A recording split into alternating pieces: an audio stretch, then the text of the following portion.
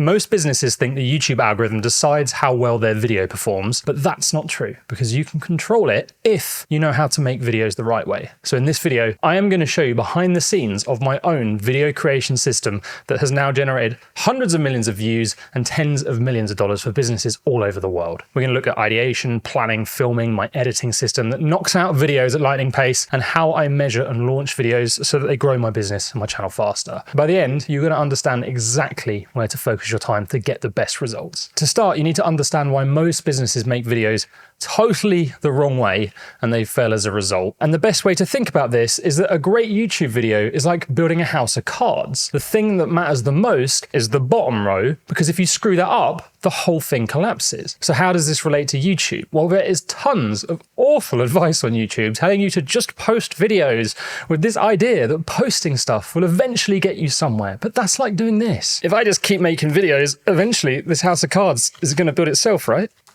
That doesn't work, because making videos is the middle row in our house of cards. The bottom, which we build on, that is where you control the algorithm. So this is how I make videos in a way that's helped me make millions from YouTube. And it all starts with step 1 on the bottom row. And all you do is you ask yourself, what's the goal for my video?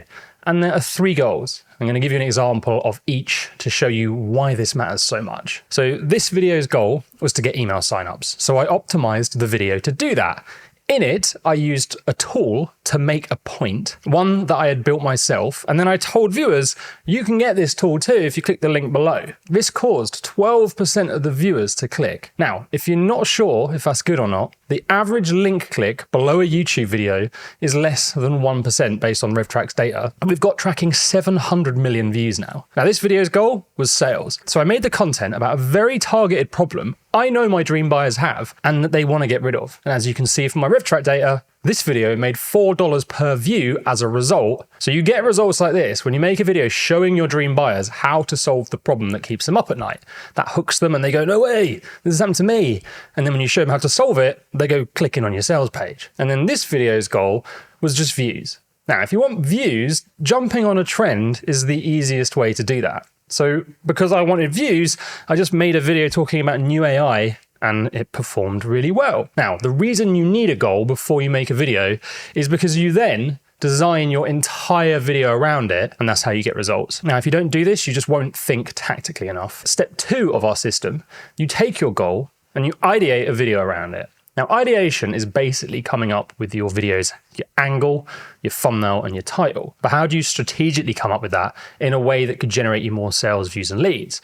Well, there's 3 questions you can ask yourself every time you want to talk about something. So let's say I want to make a video about optimizing a sales page for conversion. I would ask myself, 1, do my viewers even know what that means? 2, do they understand why it matters? And 3, do they think it solves the problem they actually have? And based on this example, the answer is no in every case. But does that mean I wouldn't make that video now? Absolutely not, because I know how life-changing that information is. So I'm not going to quit on my viewers. Instead, I'm going to reposition my idea so it becomes something they do understand why it matters to them. So most people would turn around and say, my video idea is going to be called How to Optimize the Sales Page for Conversion. I would, however, call it I Studied 1,000 YouTubers. Here's why they can't make money. It's the same content positioned in a way I know my viewers understand the value of.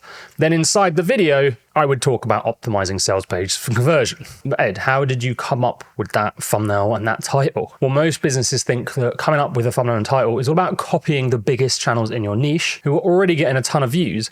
But that doesn't work, because if you try and do that for your viewers, it's like watching a Queen tribute act playing on a Thursday night in your local bar to a crowd of 5. It's a little bit cringe, even if they are good, because they can tell who you're trying to copy and can also see that hardly anyone has turned up to watch you. And they ain't gonna ever like Freddie. I mean, think about how YouTube works. Your viewers are watching the biggest channels in your niche. So if I copy Hormozi's thumbnail style and his title, my audience are going to see it and go, oh, Ed's trying to be Hormozi, that's sweet. And then they're going to go and watch him because unlike Freddie, he's not dead. So they can have the real thing. So copying the biggest channels so closely doesn't really work. What you do is this. So about a year ago, I made a video called YouTube's Hard Until Businesses Know This, and the thumbnail said make boring thumbnails. And then a few weeks ago, you're going to see I made a video called YouTube's Hard Until Businesses Do This, and I wrote make boring videos in the thumbnail. Now, the reason that differentiates my channel is because that's not copying.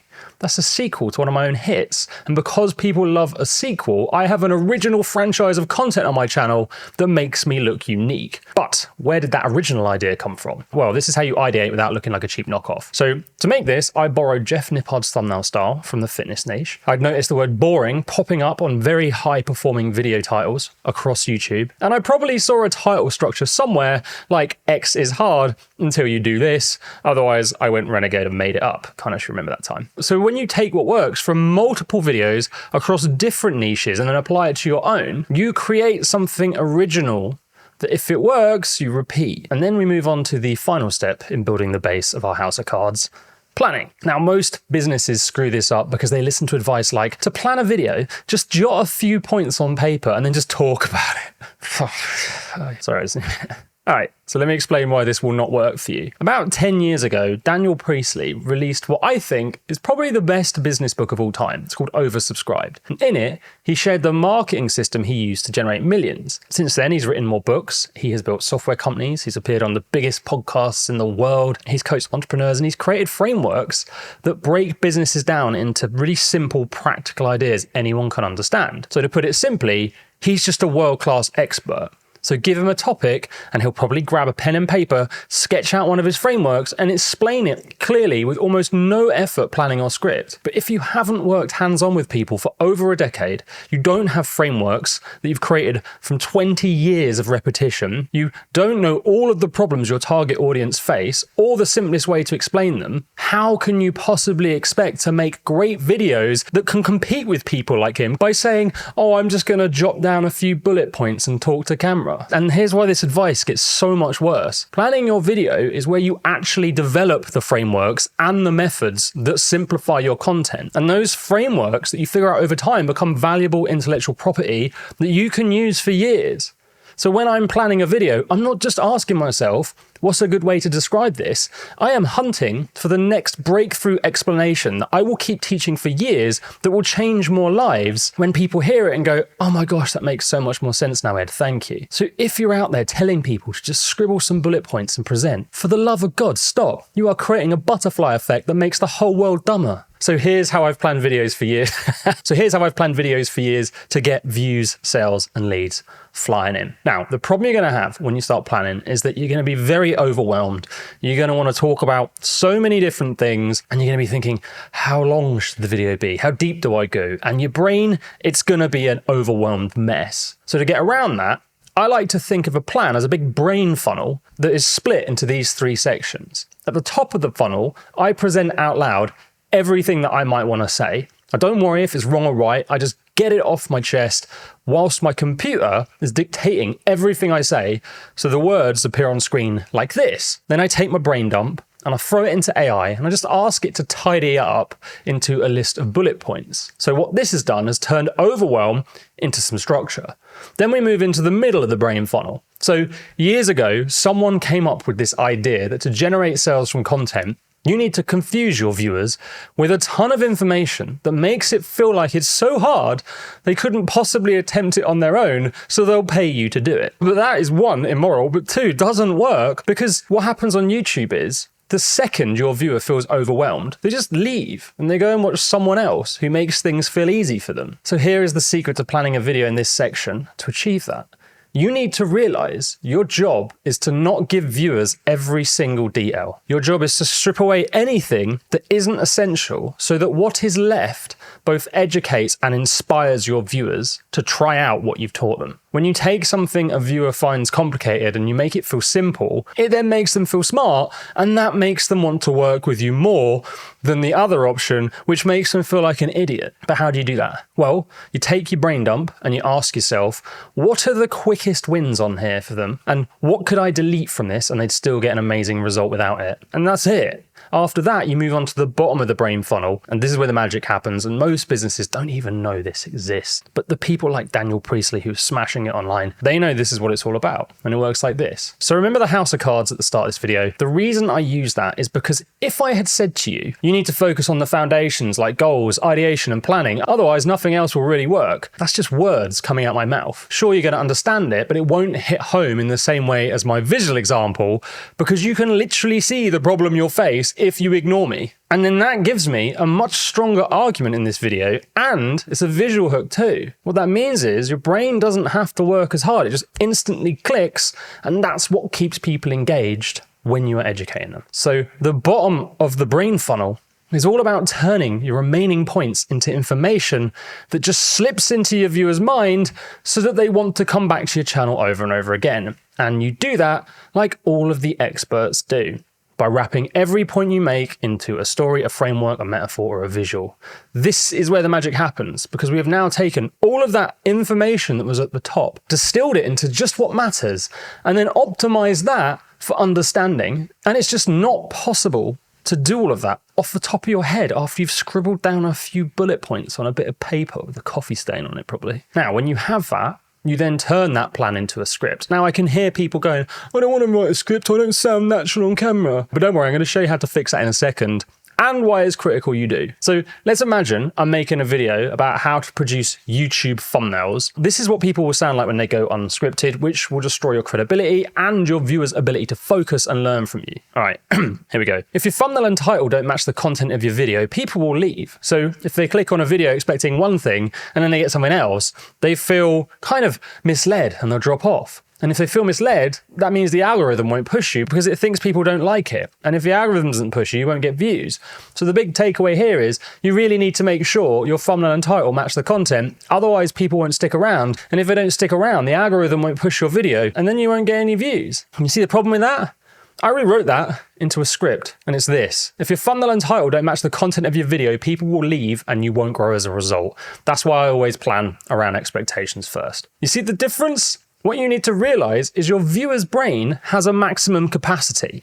So if you keep throwing more and more words at them and then repeating the same point over and over again after they've already understood it, you're not adding clarity, you're creating information overload, and they will tap out and they will lose interest. That was a click, not a tap. So look, if we look at the words from my unscripted example, everything after the first line was over-explained, meaning it created that effect. And this will happen to you if you present without a script, because you're not presenting and at the same time thinking, how do I optimize this sentence for cognitive load? So I say it in less words, and it's faster and easier to absorb with frameworks and metaphors and stories. So until you have spent a decade refining and explaining frameworks that simplify, just do yourself and your viewers a favor and learn to write a script. And then once you've done your script, we move on to the next step and level of our house of cards. And this is where the process of making videos can suddenly speed up a ton, thanks to all the work you put in already. Because all we do is film. Now, most businesses totally wreck their house of cards here because they are presenting off of bullet points. So they're trying to think and trying to work out how to come across as confident on camera. And as a result, they look like this. Hi there, I'm Ed. So I've got to remember to be looking down the barrel. Yeah, I of course, I keep looking up there. We will too. Hi, I'm Ed. Hi, I'm Ed. So we want to share with you our whole journey from the starting process, how to plan a film, promoting yourself. Now, you don't recognize me without the glasses. That was me 9 years ago presenting my first ever video. 100 kilograms of muscle bursting out of my shirt, my arms flailing everywhere. I was shaky, I was nervous, and I really struggled with presenting for a very long time. When I was filming that, I was constantly thinking to myself, what do I say next? And that stopped the words coming out, which made me even more nervous. And honestly, I never thought I would crack this. But how did I overcome this? Well, back then I had a production company and we put like thousands of people in front of a camera who had never presented before and tried to get them to make videos like you're watching right now. And we had this philosophy. You don't need a script, just turn up. We'll get you presenting. It was a flipping disaster. People used to cry in our studio.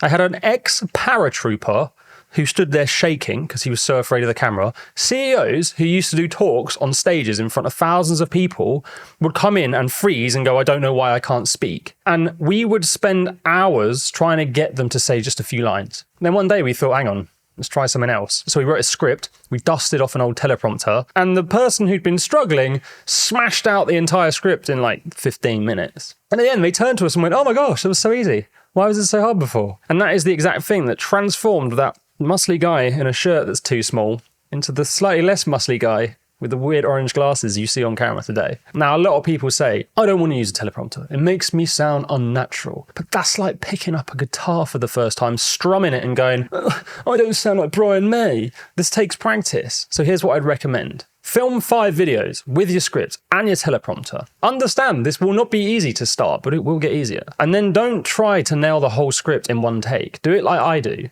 Deliver a few lines, and then if you mess up, just go back to the previous line and then retake. If a line feels off, you just reshoot. Filming with a teleprompter is not a competition where you're supposed to get everything right in one go. It's supposed to allow you to focus 100% of your energy on delivery, not the words coming out of your mouth. And this will enable you to build the skill of presenting much faster. In fact, right now, as I'm speaking, I'm not even thinking about what I'm saying. I am just reading off the teleprompter like Ron Burgundy. Okay, so the next step of our house of cards is editing. And I'm going to give you a system that me and my editor use, and it's going to make you and your editor 10 times faster. Now, most business owners get very frustrated here because what happens is they send their video to their editor and it turns into this endless back and forth of hours of feedback. This system stops this. In fact, Greg and I use this to edit maybe 100 videos of course content over the last few years, and I've asked for about 10 changes of feedback in total. Not on each video, across them all, and many were just tiny little things or actually my fault, not his. So here's how we do it. I film the video, I send it to Greg, who edits on something called DaVinci Resolve. He cuts out the mistakes and the pauses, then he sends me back something called an XML file. I open that up in Final Cut and can see all of his cuts. I then drop my notes right into the timeline where I want to add things. So if I want a specific animation, I'll just record a loom where I'm drawing it out in a really budget way and explaining what I want. And then I paste the link to the video roughly where I want it on my timeline. I then also dump on screenshots and notes saying the kind of things I want in that section of the video. And then I send this little file back to him. He opens it, it loads all my work onto his timeline, he reads the notes, and then he just makes the video. Now, for me, that might take me about half an hour to do for every video. And what I find is some people push back and they say, Ed, I don't want to do half an hour of editing. I want my editor to figure it all out. But here's the problem. I've already built frameworks, I've already got screenshots, and I know the exact visuals I want at certain points. So if I have to type out a big list of instructions every single time, or have a Zoom to explain to them, this is going to take me so long. Now, sometimes I'll turn around and go, Greg, can you just make that a bit more interesting, please? And he'll do his Greg thing, because he's really good at editing. So this is just the simplest system that I think most people should use. And by the way, Greg has launched his own channel and he's made a video about how he edits for me in detail. I'll leave the link below. Go and support him, otherwise I'll never make another video again. All right, so next we move on to the top of our house of cards, and this part is very important because it's where we figure out two things. First, did the video hit the goal we set? And second, what's our next move to get more sales, views and leads from the next set of videos we produce? But before we measure, we've got to post our video. Now, for some reason, videos about YouTube settings get millions of views, and it blows my mind because all I do is paste my product and email links below the video in the description and then in the comments. And I add an end screen, and I set the title and thumbnail, and I hit publish. You don't need to spend half an hour pushing buttons. That's it. What actually matters is measurement. So here, all you want to do is you want to go back to the first step where we set our goal and ask, did I hit it? If the goal was views, I check if it's kind of got what I expected. If not, I don't look at click-through rate or any of the data in the YouTube studio other than maybe a retention graph. And I haven't done all year, my channel grew itself magically. Measurement doesn't need to be that complex. And the truth is, if you've got fewer views than you expected, it's almost always because your title and thumbnail didn't spark enough curiosity, or your content itself just didn't work. That's the big two problems. You don't need a dashboard full of overwhelming click-through rate metrics to work that out. You can literally just ask a friend and say, is that thumbnail and title making you curious to want to click, and where in the video did you get bored or switch off? And then you'll have your answer. Now, if the goal was email signups, that's when the YouTube studio actually becomes incredibly harmful for businesses. So let me give you an example. The studio once told me this video here was a big old flop, a 10 out of 10 failure. But then when I look in RevTrack, which tracks sales and leads from YouTube videos, it shows me it's a 1 out of 10 for clicks by a very long way. That's basically the best performing video for driving traffic to an email sign up page I'd ever made. So if I had gone by judging my video's performance following YouTube's views studio data, I would have never done the things that I did in that video again that actually grew my business more than anything else I'd done. So if my goal was email, I just look at the amount of viewers who clicked to sign up and then how many of them converted. If we got lots of clicks and emails, I just repeat what I did in another video. And if the goal was sales, I do the same thing. I just look at RevTrax data and just see, did it make me sales? And if it did, I do more of it. And if it didn't, I do less of it. And if the amount of people who clicked on the link to my sales page was low, I just ask why. And then I'll fix it for the next video. And if you want to see how other businesses use the very simple system I've just showed you to turn more viewers into buyers, watch this video next and learn the real way to grow a YouTube channel and business that won't kid you into thinking bullet points on a bit of paper are enough. Trust me, they are not. No one will beat me, it's a guarantee.